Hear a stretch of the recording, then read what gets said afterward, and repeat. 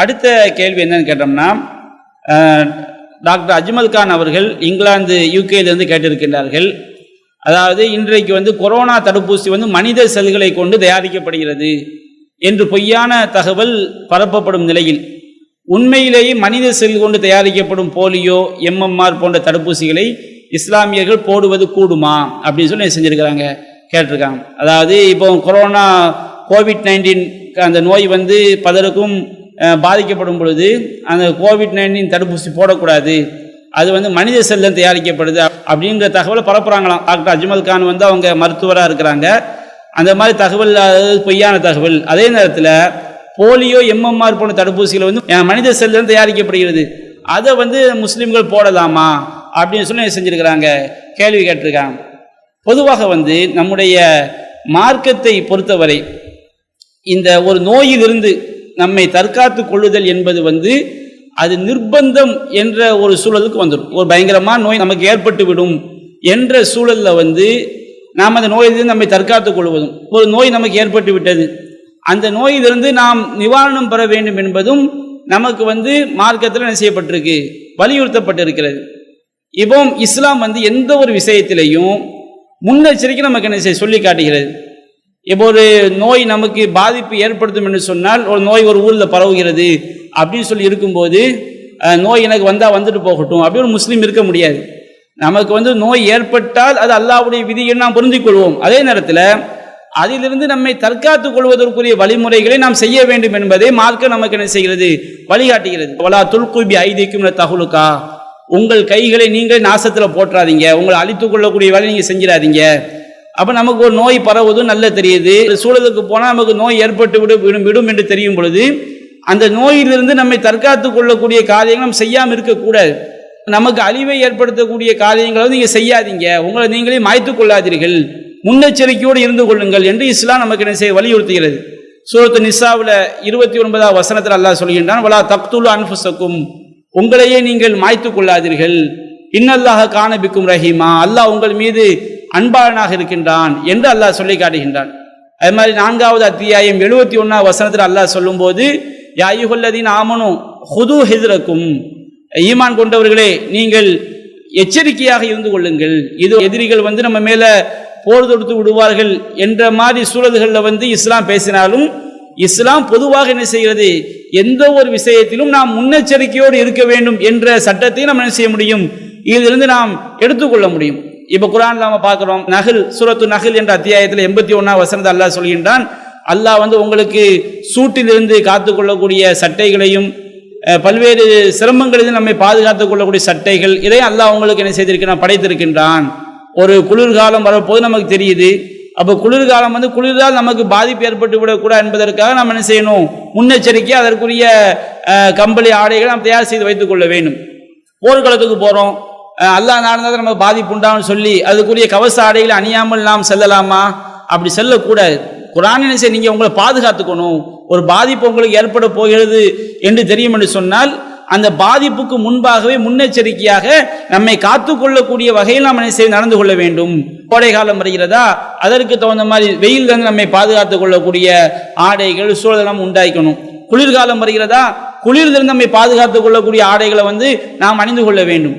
அதுபோன்று போர்க்களத்துக்கு போறீங்களா, அதற்குரிய கவச ஆடைகளை நீங்கள் அணிந்து கொள்ளுங்கள் என்றெல்லாம் குர்ஆன் நமக்கு என்ன செய்கிறது, வழிகாட்டுகிறது. இஸ்லாம் ஒவ்வொரு விஷயத்திலையும் நமக்கு முன்னெச்சரிக்கையோடு என்ன செய்கிறது, இருக்க சொல்கிறது. அதே மாதிரி நம்ம புகாரி 5728வது செய்தியில் பார்க்குறோம், நபிகள் நாயகம் சொல்லி காட்டுறாங்க, இதா சமயத்தும் பி தாவூனி பி அர்லின் ஃபலா தத்ஹுலுஹா, ஒரு ஊரில் கொள்ளை நோய் ஏற்பட்டு இருக்கிறது என்று நீங்கள் கேள்விப்பட்டால் நீங்கள் அந்த ஊருக்குள்ளே போகாதீங்க. வைதா வக்கா பி அர்லின் அன்தும் பிஹா ஃபலா தஹ்ருஜு மின்ஹா, நீங்கள் ஒரு ஊரில் இருக்கும்போது அந்த நோய் அந்த ஊரில் ஏற்பட்டு விட்டால் அந்த ஊரை விட்டு நீங்கள் என்ன செய்யாதீங்க, வெளியேறி விடாதீர்கள். அப்போ ஒரு ஊரில் கொள்ளை நோய் ஏற்பட்டிருக்கும் போது அந்த ஊருக்கு போகாதீங்க என்று இஸ்லாம் சொல்கிறது என்று சொன்னால், நம்ம இறைவனுடைய விதியை விட்டு மிரண்டோடுவதல்ல. என்ன நடந்தாலும் அல்லாஹ் நமக்கு நாடி வீழ்த்ததான் நடக்கும் என்பதற்காக தற்காப்பு நடவடிக்கை செய்யாமல் இருக்கக்கூடாது. அப்போ முன்னெச்சரிக்கை நடவடிக்கை நம்ம செய்யணும். நாம் எவ்வளோ முன்னெச்சரிக்கை நடவடிக்கை நாம் செய்தாலும் அல்லாஹ் நாடினால் நமக்கு அவன் விதித்த அந்த நல்லதோ கெட்டதோ ஏற்படத்தான் செய்யும். அது அல்லாஹ்வுடைய விதியில உள்ளது. அதே நேரத்தில் இறைவன் நமக்கு இதைத்தான் விதித்திருக்கின்றான் என்பது நமக்கு தெரிவதற்கு முன்பாக நமக்கு பாதிப்பு ஏற்படுத்தக்கூடிய விஷயங்களில் நம்ம முன்னெச்சரிக்கையாக நம்மை பாதுகாத்துக் கொள்ளக்கூடிய காரியங்களை நாம் செய்து கொள்ள வேண்டும் என்பதுதான் மார்க்கத்துடைய வழிகாட்டுதல். அது நபிகள் நாயகம் சொல்றாங்க, ஊரை விட்டு வெளியே போகாதீங்க. நம்ம வெளியே போனா என்ன ஆகும்? அல்லாஹ்வுடைய நாட்டப்படி இன்னொரு ஊர்ல உள்ள மக்களுக்கு என்ன செஞ்சிடலாம்? அந்த நோய் ஏற்பட்டுடலாம். அது ஒரு ஊர்ல இருந்து நோய் ஏற்பட்ட ஊர்ல இருந்து நம்ம ஊருக்கு வரும்போது என்ன ஆகும்? அந்த பாதிக்கப்பட்ட நோய் இல்லாத ஊர்ல உள்ள மக்களுக்கு அல்லாஹ்வுடைய நாட்டப்படி வந்துவிடக்கூடும். அப்போ இஸ்லாம் என்ன செய்கிறது? அந்த மாதிரி நீங்க முன்னெச்சரிக்கையும் நடந்து கொள்ளுங்க என்பதற்காகத்தான் நோய் உள்ள ஊருக்கு நீங்க போயிடாதீங்க, நீங்க இருக்கிற ஊர்ல நோய் வந்துட்டா அந்த ஊர்ல இருந்து வெளியேறி விடாதீர்கள் என்பது போன்ற வழிகாட்டுதல் இஸ்லாம் என்ன செய்கிறது? சொல்லி காட்டுகிறது. நபிகள் நாயகம் காலத்தில் என்ன செஞ்சாங்க? தூங்கும் போது ரசூலா விளக்க அணைக்க சொன்னாங்க. நீங்க நபிகள் நாயகம் காலத்தில் எண்ணெய் விளக்குகள் இருந்துச்சு. அப்ப விளக்க அணைச்சிட்டு தூங்குங்க. என்ன காரணம்? எலி என்ன செய்யும்? விளக்க பத்த வச்சுட்டு தூங்கினோம்னா அந்த திரியை இழுத்து கொண்டு சென்று அந்த வீட்டில் உள்ளவங்களை வீட்டோடு எரித்து விடும். அப்போ ஒரு முன்னெச்சரிக்கை. நாம விளக்க அணைக்காம படுத்தோம்னா நமக்கு பாதிப்பு ஏற்பட்டுரும், வீடு எரிஞ்சு போயிடும். அதனால் நீங்க விளக்க அணைத்துக் கொள்ளுங்கள் அப்படின்னு நபிகள் சொல்றாங்க. அப்ப என்ன விளங்குது? இஸ்லாம் நம்மை பாதுகாத்துக் கொள்ளக்கூடிய நடவடிக்கைகள் நாம் செய்ய வேண்டும் என்பதை இஸ்லாம் வலியுறுத்துகிறது என்பதை இந்த செய்திகளை தான் என்ன செய்ய முடிகிறது? அறிந்து கொள்ள முடிகிறது. அது மாதிரி கடுமையான குளிர் மிக்க மழை காலங்களில் நீங்க வீட்டிலேயே தொழுது கொள்ளுங்கள் அப்படின்னு இஸ்லாம் என்ன செய்கிறது? நமக்கு வழிகாட்டுகிறது. நபிகள் நாயகம் ஸல்லல்லாஹு அலைஹி வஸல்லம் பாங்களே அறிவிக்க சொல்றாங்க, சல்லூஃபி புயூத்திக்கும், நீங்கள் உங்களுடைய வீடுகளிலேயே தொழுது கொள்ளுங்கள். சல்லூஃபி ரிஹாலிக்கும், நீங்கள் தங்கியிருக்கும் இடங்களிலேயே தொழுது கொள்ளுங்கள். அப்ப ஏன் கடுமையான குளிர் மழை காலங்களில் பள்ளிவாசலுக்கு தொழ வரும் பொழுது அதனால் நமக்கு தொந்தரவுகள் ஏற்பட்டு விடக்கூடாது, பாதிப்புகள் ஏற்பட்டு விடக்கூடாது என்ற முன்னெச்சரிக்கையாகத்தான் நபிகள் நாயகம் ஸல்லல்லாஹு அலைஹி வஸல்லம் அவங்க என்ன செய்றாங்க? நீங்க வீடுகளில் தொழுதுக்கிடுங்க அப்படின்னு சொல்லி அறிவிக்கிறாங்க. அப்ப இந்த மாதிரி பல சம்பவங்கள் நாம் பார்க்கிறோம். இன்னொரு செய்தியை பார்க்கிறோம், அபூதாவுதுல பதிவு செய்யப்பட்டிருக்கு. நபிகள் நாயகம் ஸல்லல்லாஹு அலைஹி வஸல்லம் அவங்களுடைய காலகட்டத்தில் அம்ரு இப்னு ஆஸ் அப்படின்னு ஒரு சஹாபி, அவங்க என்ன செய்றாங்க? ஒரு தாத்து சலாசீல் அப்படிங்கிற ஒரு போரில் இருக்கும்போது இரவு நேரத்தில் அவங்களுக்கு ஸ்கலிதம் ஏற்பட்டுருது, குளிப்பு கடமையாகி விடுகிறது. அப்போ அவங்க என்ன பண்றாங்க சொன்னோம்னா, கடுமையான குளிர். அப்போ குளிச்சா என்னவாகும்? குளிச்சா மௌத்தாயிருவோம்னு நினைக்கிறாங்க, அந்த அளவுக்கு கடுமையான குளிர். அப்போ அவங்க என்ன செய்யறாங்கன்னா, தயம்மம் செஞ்சுட்டு தன்னுடைய தோழர்களுக்கு சுபு தொழுகை நடத்திடுறாங்க. அப்போ நபிகள் நாயகம் ஸல்லல்லாஹு அலைஹி வஸல்லம் சொல்றாங்க, இவர் குளிப்பு கடமையாயிட்டாரு, தண்ணியை வச்சு குளிக்காம தயம்மம் செஞ்சு என்ன செஞ்சிட்டாரு? தொழுகை நடத்திட்டாரு அப்படின்னு சொன்ன உடனே நபிகள் நாயகம் அவரை சஹாபி அழைச்சி விசாரிக்கிறாங்க, யா அம்ரு சல்லைத பி அஸ்ஹாபிக்க வந்த ஜுனுபுன், நீங்க குளிப்பு கடமையா இருக்கும்போது உங்களுடைய தோழர்களுக்கு நீங்க சுபு தொழுகையை வச்சீங்களா, தொலை வைத்தீங்களா கேட்கும்போது அவர் சொல்றாரு, அல்லாஹ்வின் தூதரே, கடுமையான குளிர், நான் குளிச்சா நான் மௌத்தாயிருவேங்கிற மாதிரி அந்த சூழல் இருக்குது. அல்லாஹ்வுடைய வசனத்தை நான் சிந்திச்சு பார்த்தேன், வலா தக்துலு அன்ஃபுஸக்கும் இன்னல்லாஹ கான பிக்கும் ரஹீமா, உங்களையே நீங்கள் மாய்த்து கொள்ளாதீர்கள், அல்லாஹ் உங்கள் மீது கருணையாளனாக இருக்கிறான் என்று அல்லாஹ் சொல்லி காட்டுறான். அப்ப நம்மளை நாமே மாய்த்து கொள்ளக்கூடிய காரியங்கள் நம்ம என்ன செய்யக்கூடாது? செய்யக்கூடாதுன்னு குர்ஆன் சொல்லி காட்டுது அப்படின்னு அந்த வசனத்தை சுட்டி காட்டி அவங்க ரசூலுல்லாஹ்ட்ட பதில் சொல்றாங்க. அப்ப நபிகள் நாயகம் ஸல்லல்லாஹு அலைஹி வஸல்லம் அவங்க சிரித்து கொண்டு அவரை எந்த குறையும் சொல்லவில்லை. அப்ப இந்த செய்திகள் எல்லாம் நமக்கு என்ன சொல்லி காட்டுது? நமக்கு ஒரு நோயினால் நமக்கு பாதிப்பு ஏற்பட்டு விடும் என்று உறுதியாக தெரிந்தால் அதிலிருந்து நம்மை தற்காத்துக் கொள்ளக்கூடிய காரியங்களை நாம் செய்ய வேண்டும். இன்றைய உலகத்தில் பார்க்குறோம், அம்மை போன்ற நோய்கள், அது மாதிரி போலியோ போன்ற நோய்கள், பல்வேறு நோய்கள் என்ன செய்கிறது? மக்கள் எல்லாம் லட்சக்கணக்கில் கொத்து கொத்தாக செத்து மடிந்தார்கள். அப்போ இந்த தடுப்பூசி கண்டுபிடிக்கப்பட்ட பிறகு அந்த நோய்கள் எல்லாம் ஓரளவுக்கு கட்டுப்படுத்தப்பட்டிருப்பது, மக்கள் கொத்து கொத்தாக செத்து மடிவது குறைந்திருப்பதை இன்றைக்கு நாம் என்ன செய்கிறோம்? பார்க்கிறோம். அந்த நோய்கள் இன்றைக்கு இந்தியாவில் போலியோ நோய் என்ன செய்யப்பட்டிருக்கு? கட்டுப்படுத்தப்பட்டிருக்கு. எதன் மூலம் கட்டுப்படுத்தப்பட்டுச்சு? அறிவியல் ஆய்வுகள் சொல்லி இந்த மாதிரி தடுப்பூசிகளால் தான். அம்மை போன்ற நோய்கள், எம்எம்ஆர் தடுப்பூசிலாம் பல்வேறு அம்மை நோய்களுக்காக போடக்கூடியது. அப்போ அந்த மாதிரி நோய்கள் எல்லாம் இன்றைக்கு கட்டுப்படுத்தப்பட்டிருப்ப நம்ம என்ன செய்யறோம்? பார்க்கிறோம். அப்ப நோயிலிருந்து நம்ம தற்காத்துக் கொள்வது மார்க்கம் ரொம்ப என்ன செய்கிறது? வலியுறுத்துகிறது. அப்ப அது போன்று நமக்கு ஒரு நோய் ஏற்பட்டுன்னு வச்சுக்கிடுங்க, அந்த நோய்க்கு நம்ம மருத்துவம் பார்ப்பது இஸ்லாம் சொல்லி காட்டுகிறது. தவாவ், நீங்கள் மருத்துவம் பாருங்கள், நபிகள் நான் சொல்லி காட்டுறாங்க. இன்னலி குல்லி தாயின் தவாவும், எல்லா நோய்க்கும் அல்லாஹ் செஞ்சிருக்கின்றான், மருந்து வைத்திருக்கின்றான். நாம் அதை சரியா கண்டுபிடித்து ட்ரீட்மெண்ட் எடுக்கும் பொழுது, மருத்துவம் பார்க்கும் பொழுது அல்லாஹ்வுடைய நாட்டப்படி நமக்கு என்ன செய்யும்? நிவாரணம் உண்டாகும். அப்போ இந்த மருத்துவம் என்று வரும் பொழுது அது நமக்கு நிர்பந்த ஒரு சூழலாக செய்து விடுகிறது, ஆகிவிடுகிறது. மருந்துன்னு ஆயிட்டுன்னு வச்சுக்கிறீங்க, ஒரு பொருள் நம்மை நாம் தற்காத்துக் கொள்ள வேண்டிய சூழல் என்று வந்தாலும் அதுவும் நிர்பந்த சூழல் தான். நமக்கு ஒரு நோய் ஏற்பட்டு விட்டது, நாம் இதிலிருந்து நாம் நிவாரணம் கிடைக்க வேண்டும் என்பதும் நிர்பந்த சூழல் தான். அப்ப இந்த மாதிரி நிர்பந்த சூழல் என்று வந்துவிட்டால் நமக்கு உண்மையிலேயே ஒரு பொருள் நமக்கு தடுக்கப்பட்ட பொருளா இருக்குது, ஆனால் அதை பயன்படுத்தினால்தான் நமக்கு என்ன செய்யும், நிவாரணம் கிடைக்கும் என்று இருக்கும் பொழுது நாம் அதை பயன்படுத்த தப்பு கிடையாது. இப்போ ரத்தம் இருக்குது, ஒரு ஆள் உயிர் போகக்கூடிய தருவாயில் இருக்கிறாரு. உயிர் போகக்கூடிய தருவாயில் இருக்கும்போது இரத்த தானம் செய்தால் அவரை காப்பாற்றி விடலாம் என்று சொன்னால் குரான்ல மைத்தத்து தமு, தானாக செத்தவை ரத்தம் ஹராம் என்று குரான் சொல்லி காட்டுகிறது. அப்ப ரத்த ஹராம். அதனால இந்த மாதிரி ஒரு ஆளு சாகக்கூடிய நிலையில் இருக்கிறாரு, அவருக்கு ரத்த தானம் செய்யக்கூடாதுன்னு சொல்ல முடியுமா? குரான் அல்லாஹ் சொல்லிக்கின்றான், ஃபமனில் துர்ர கைர பாகியும் வலா ஆதின் ஃபலா இஸ்மாலை. எவையெல்லாம் நமக்கு தடுக்கப்பட்டது அல்லாஹ் சொல்லிவிட்டு யார் நிர்பந்தத்திற்கு உள்ளாக்கப்படுகிறாரோ, ஒரு நிர்பந்தமான சூழல், அதை செய்தால்தான் நமக்கு நிவாரணம் கிடைக்கும் என்ற நிர்பந்த சூழல் வரும் பொழுது, மருந்து என்று நமக்கு ஆகிவிடும் பொழுது அது இஸ்லாம் நமக்கு ஹலால் ஆக்குது. உனக்கு நிர்பந்தமான ஒரு சூழல் என்று சொன்னால் கைர பாகியும் வலா ஆதின், வரம்பு மீறாமல் வழியை செல்லாமல் யார் நிர்பந்தத்திற்கு உள்ளாக்கப்படுகிறாரோ ஃபலா இஸ்மா அலைஹி, அவர் மீது எந்த குற்றமும் இல்லை.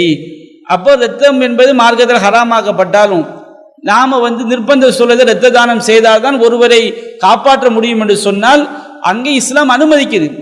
அன்னமா அஹியன்னாச ஜமியா, யார் ஒரு உயிரை வாழ வைக்கிறாரோ அவர் உலக மக்கள் அனைவரையும் வாழ வைத்தவரை போன்றவராவார். வல்லாஹு ஃபி அவுனில் அப்தி மா கான அப்து ஃபி அவுனி அஹீஹி, ஒரு அடியான் தன்னுடைய சகோதரனுக்கு உதவி செய்யும் காலமெல்லாம் அல்லாஹ் அவனுக்கு என்ன செய்கின்றான், உதவி செய்கின்றான். மன் நஃபஸான் முஸ்லிமின் குர்பத்தம் என துன்யா, யார் ஒரு முஸ்லிமுக்கு இந்த உலகத்தில் உள்ள கஷ்டத்தை சிரமத்தை நீக்குகிறாரோ அவருக்கு அல்லாஹ் மறுமையுடைய பெரும் கஷ்டத்தை நீக்குகிறான். இப்படியெல்லாம் பிற மக்களுக்கு செய்யக்கூடிய உதவியை இஸ்லாம் சொல்லி காட்டுகிறது.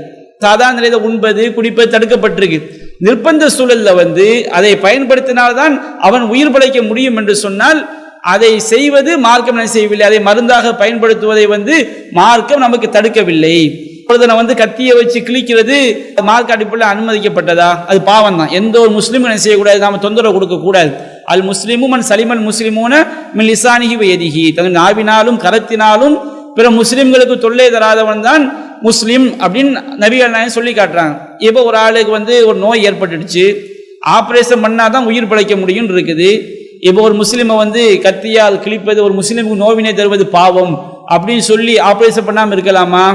இந்த ஆபரேஷன், அந்த கத்தியை வச்சு கிழிக்கிறது ஒரு இடையூறு தான், ஆனால் அதை விட பெரிய நன்மையை தருகிறது. ஒரு சிறிய பாதிப்பு அதை விட பெரிய பாதிப்பு நம்ம என்ன செய்கிறது, காப்பாற்றுகிறது. அப்போ ஆபரேஷன் செய்யறது அது கிழிக்கிறது, அது ஒரு முஸ்லீமை நம்ம தொல்லை கொடுக்க கூடாது அப்படின்னு சொல்லி ஆபரேஷன் செய்யாம விட்டோன்னு வச்சுக்கிடுங்க, எத்தனை நோய்களுக்கு அவங்க மௌத்தாயிருவாங்க. சாதாரணமாக இருக்கும்போது, நல்ல நிலையில் இருக்கும்போது ஒரு முஸ்லீமை நம்ம கிழிப்பதோ அவனுக்கு குத்துவதோ ரத்தம் பரவ வைப்பதோ காயப்படுத்துவதோ கூடாது, அது தண்டனைக்குரிய குற்றம். அதே நேரத்தில் ஒரு நோய்க்கு மருத்துவம் என்ற அடிப்படையில் ஒரு ஆபரேஷனாக செய்யும் போது தகுந்த பாதுகாப்புகளோடு அதை செய்யும் போது அதனால் அவனுக்கு நன்மை இருக்கிறது என்று வரும் பொழுது அதை செய்வது என்ன கிடையாது, மார்க்க அடிப்படையில் தவறு கிடையாது. அது இப்போ ஒரு விஷம் இருக்குன்னு வச்சுக்கிட்டுங்க, சில விஷங்களில் இருந்து தான் விஷம் முறியும் மருந்து தயாரிக்கப்படுகிறது. அந்த விஷத்தை நாம் அப்படியே குடித்தோம் என்று வைத்துக் கொண்டால் நமக்கு உயிர் போயிடும், அது மார்க்கம் தடுக்கிறது. அதே நேரத்தில் அந்த விஷத்தோடு பல பொருட்களை கலந்து அதை ஒரு மருந்தாக மாற்றி பயன்படுத்தும் போது விஷத்தால் ஏற்பட்ட பாதிப்புக்கு விஷம் முறியும் மருந்து எதிலிருந்து எடுக்கப்படுகிறது, விஷத்திலிருந்து தான் எடுக்கப்படுகிறது. அதுபோன்று தடுப்பூசிகள் என்பது அது நமக்கு வரக்கூடிய நோய்களை தடுக்கும் என்பதை நமக்கு உறுதியாக தெரிந்தால் நம்ம என்ன தடுப்பூசி போட்டாலும் அல்லாஹ் நாடினால் நமக்கு நோய் ஏற்படத்தான் செய்யும், அல்லாஹ்வுடைய விதியில் உள்ளது. அதே நேரத்தில் ஒரு அறிவியல் ஆய்வின் அடிப்படையில் அனுபவத்தின் அடிப்படையில் சில ஊசிகளை போடுவதனால் நமக்கு ஏற்படக்கூடிய கொடூரமான நோய்களிலிருந்து நம்மை நாம் தற்காத்துக் கொள்ள முடியும். அல்லது சில நோய்களுக்கு சில மருந்துகளை நாம் பயன்படுத்துகிறோம், அந்த மருந்துல நமக்கு தடுக்கப்பட்ட சில விஷயங்கள் அது கலந்திருக்குது, ஆனால் அது மருந்தாக பயன்படுத்த வேண்டிய நிர்பந்தம் நமக்கு ஏற்படும் என்று சொன்னால் அதை நாம் பயன்படுத்திக் கொள்வது மார்க்க அடிப்படையில் எந்த தடையும் கிடையாது. சில பொருட்கள் இருக்கு பாருங்க, அது நம்ம ஒரு நோய்க்கு மருந்தாக இருக்கும், ஆனால் அதை சாப்பிட்டால் அதை விட பெரிய கேடு உண்டாயிரும் அப்படின்னு சொல்லி இருக்கும்போது அதை பயன்படுத்தக்கூடாது. இப்போ நபிகள் நாயகம் ஸல்லல்லாஹு அலைஹி வஸல்லம் அவங்கள்ட்ட ஒரு சஹாபி என்ன செய்யறாரு, அதாவது சாராயம் காய்ச்சலாமா அப்படின்னு சொல்லி என்ன செய்யறாங்க, அனுமதி கேட்கிறாங்க. அப்போ நபிகள் நாயகம் ஸல்லல்லாஹு அலைஹி வஸல்லம் என்ன செய்யறாங்க, சாராயம் காய்ச்சல் என்ன செய்யக்கூடாது, செய்யக்கூடாது அப்படிங்கிறாங்க. மதுவை காய்ச்சுவதை நபிகள் நாயகம் ஸல்லல்லாஹு அலைஹி வஸல்லம் என்ன செய்யறாங்க, தடுக்கிறாங்க. அப்ப அந்த சஹாபி சொல்றாரு, இன்னமா அஸ்னஉஹாலி தவாயி, நான் வந்து மருந்துக்காகத்தான் அந்த மதுவை நான் தயார் பண்ண சொல்லும்போது நபிகள் நாயகம் சொல்றாங்க, இன்னஹு லைசபி தவாயின் வலாக்கின்னஹு தாவும், அது வந்து மருந்து கிடையாது, அந்த மது தான் நோய்ங்கிறாங்க. இப்போ சில பொருட்களை பொறுத்த வரைக்கும் நாம மருந்து நினைத்தாலும் அது வந்து ஒரு நோய் நமக்கு ஏற்படுது, அதற்கு மருந்தாக இதை நாம் சாப்பிட்டோம் என்று சொன்னால் அந்த நோயை விட பெரிய கேட்டை நமக்கு உண்டாக்கும் என்று சொன்னால் அதை நாம் என்ன செய்யக்கூடாது, அதை வந்து நாம் சாப்பிடக்கூடாது. இப்போ ஒரு பயங்கரமான ஒரு வலி ஏற்படுகிறது, ஒரு மருந்தை சேர்த்தா நமக்கு வலி குறையும், ஆனால் உயிரை போக்கின்னு வைத்துக் கொள்ளுங்கள். அப்போ இதை வந்து மருந்துன்னு சொல்லக்கூடாது, இது வந்து நோய், இதை கேடு உண்டாக்கக்கூடியது. அப்போ நபிகள் நாயகம் தடுக்கிறாங்க, அந்த மது வந்து அது நோய், அதை வந்து மருந்தாக பயன்படுத்தக்கூடாது. குர்ஆனிலே அல்லாஹ் சொல்லி காட்டுகின்றான் 2வது அத்தியாயம் 219வது வசனத்தில், எஸ்அலூனக ஹம்ரி வல் மைஸிர், நபியே மதுவை பற்றியும் சூதாட்டத்தை பற்றியும் கேட்கிறார்கள். குல் ஃபீஹிமா இஸ்முன் கபீர், அந்த இரண்டிலும் பெரும் பாவம் இருக்கிறது, அதில் உள்ள கேடு வந்து மிக பயங்கரமான கேடு. ஓ மனாஃபிஉ லின்னாஸ், மக்களுக்கு நன்மைகளும் இருக்கிறது. இப்போ இந்த மதுவை பொறுத்த வரைக்கும் அதில் சில நன்மைகளும் இருக்கிறது, ஆனால் நன்மைகளை விட அதனால் ஏற்படக்கூடிய கேடு என்பது பெருங்கேடுன்னு அல்லாஹ் செய்கின்றான், சொல்லி காட்டுகின்றான். இஸ்முஹுமா அக்பரு மின் நஃபீஹிமா, அதனால் ஏற்படக்கூடிய கேடு அதனால் ஏற்படக்கூடிய பயனை விட மிக பயங்கரமா இருக்குது அப்படின்னு அல்லாஹ் சொல்லி காட்டுகின்றான். அப்போ சில விஷயங்கள் வந்து சில பொருட்கள் நமக்கு தடை செய்யப்பட்ட பொருட்கள் வந்து அது நம்ம ஒரு நோய்க்கு சாப்பிடும்போது நிவாரணம் போன்று தெரியும், ஆனால் அது நமக்கு அதை விட மிகப்பெரிய கேட்டை உண்டாக்குன்னு வைத்துக் கொள்ளுங்கள், அதை நாம மருந்து சாப்பிடக்கூடாது. எப்போ ஒரு தடை செய்யப்பட்ட பொருள் நமக்கு வந்து நிர்பந்தத்தில் அனுமதிக்கப்படும், அதனால் ஏற்படக்கூடிய பயன் நமக்கு ஏற்பட்ட கேட்டை வந்து நீக்கக்கூடிய வகையில் இருக்கும். நமக்கு ஏற்பட்ட கேட்டை விட மிக பயங்கரமான கேட்டை ஒரு பொருள் உருவாக்கும் என்று சொன்னால் அதை நாம் மருந்து என்ன செய்யக்கூடாது, சொல்லக்கூடாது. அப்ப அந்த அடிப்படையில் நிர்பந்தம் என்று வந்துவிடும் என்று சொன்னால் அதுல வந்து நமக்கு பயனளிக்கக்கூடிய ஒரு பொருள்ல நமக்கு மார்க்கம் தடுத்த சில விஷயங்கள் கலந்திருந்தாலும் அது வந்து நாம் அதை மருந்தாக எடுத்துக்கொள்வதில் மார்க்கத்தில் எந்த தடையும் கிடையாது, அது அனுமதிக்கப்பட்ட ஒன்றுதான். நோயிலிருந்து நம்மை தற்காத்துக் கொள்வதும் வந்த நோயிலிருந்து நாம் நிவாரணம் பெற்றுக் கொள்ள வேண்டும் என்பது மார்க்கம் நமக்கு என்ன செய்கிறது, சொல்லி காட்டுகிறது. இன்றைக்கு சில உலமாக்கள் அவங்க தடுப்பூசி போடுறது ஹராம் அப்படிங்கிற மாதிரிலாம் செய்கிறாங்க, சொல்றாங்க. அப்படி கிடையாது. இந்த தடுப்பூசி போட்டால் காய்ச்சல் வருது பாருங்க, தடுப்பூசி போட்டால் நம்ம காய்ச்சல் வந்துடுது, அப்போ அது வந்து நமக்கு நோயை உண்டாக்குதா இல்லையாங்கிறாங்க. தடுப்பூசி போடுவதால் நமக்கு காய்ச்சல் ஏற்படுகிறது, அது ஒரு சிறிய பாதிப்பு தான், ஆனால் இதை விட பெரிய பாதிப்பை அது என்ன செய்கிறது, தடுக்கிறது. அப்போ அதே மாதிரி நம்ம சுன்னத்து பண்றோம், சுன்னத்து பண்றது மார்க்கம் வந்து நமக்கு வலியுறுத்துகிறது, சுன்னத்து நம்ம குழந்தைகளை செய்கிறோம். ஆனால் இன்றைக்கு சுன்னத் செய்யாமல் இருப்பதனால் எத்தனையோ பல வியாதிகள் கேடுகள் மனுஷனுக்கு உண்டாவது பாருங்க. அந்த கேட்டை வந்து சுன்னத் செய்வது தடுக்கிறது. அப்ப சுன்னத் செய்யும் போது சிறிய ஒரு பாதிப்பு ஏற்பட்டாலும், ஒரு ஆபரேஷன் செய்யும் போது சிறிய ஒரு பாதிப்பு ஏற்பட்டாலும் அதை விட மிக பெரிய கேட்டை தடுக்குது பாருங்க. அதனால வந்து நமக்கு ஒரு சிறிய பாதிப்பு ஒன்றினால் ஏற்படுகிறது, அது அதை விட பெரிய கேட்டை தடுக்கும் என்று சொன்னால் அது ஒரு விஷயம் வந்து நமக்கு தடை செய்யப்பட்ட விஷயம் வந்து நிர்பந்தமான சூழல்ல கேட்டை விளைவிக்காமல் நன்மையை விளைவிக்கும் என்று சொன்னால் அது மார்க்க அடிப்படையில் நமக்கு அனுமதிக்கப்பட்டது, அது மார்க்க அடிப்படையில் அதை பயன்படுத்துவது குற்றம் கிடையாது. அதனால அந்த தடுப்பூசிகளில் வந்து தடுத்த விஷயங்கள் இருந்தாலும் அதை நாம் என்ன செய்யப்படக்கூடாது, அதை மருந்தாக பயன்படுத்துவோம், மார்க்க அடிப்படையில் குற்றம் கிடையாது. இப்போ மனித செல்களில் தடுப்பூசி தயாரிக்கிறாங்கன்னு சொல்றீங்க, மனித ரத்தத்தையே ஒரு உயிரை காப்பாற்றுறதுக்கு கொடுக்கலான்னு சொல்லும்போது மனித செல்களை கொடுப்பது வந்து என்ன கிடையாது, அது ஒரு பெரிய ஒரு மேட்ரு கிடையாது. ஒரு பாதிக்கப்பட்ட கிட்னியே நம்ம என்ன செய்யலாம், தானம் செய்யலாம் நம்ம சொல்றோம், அதற்குரிய உகந்த சூழல் இருந்தால். மூத்தான பிறகு கண் தானம் செய்யலாம்னு சொல்றோம். அப்போ மனித ரத்தத்தை வந்து இன்னொருவரை வாழ வைப்பதற்காக கொடுக்கலாம், நம்முடைய கிட்னியை இன்னொருவரை வாழ வைப்பதற்காக கொடுக்கலாம், நம் மரணித்த பிறகு நம்முடைய கண்களை கொடுக்கலாம் என்று இருக்கும் பொழுது நம்ம செல்களில் இருந்து இன்னொருவரை பாதுகாப்பதற்குரிய ஒரு மருந்து தயாரிக்கப்படும் என்று சொன்னால் அதை அதற்குரிய மருந்தாக நாம் பயன்படுத்துவது என்பது மார்க்க அடிப்படையில் தடுக்கப்பட்டது கிடையாது. அதை நாம் என்ன செய்யலாம், தாராளமாக நாம் பயன்படுத்திக் கொள்ளலாம். இதுதான் இந்த கேள்விக்குரிய பதில்.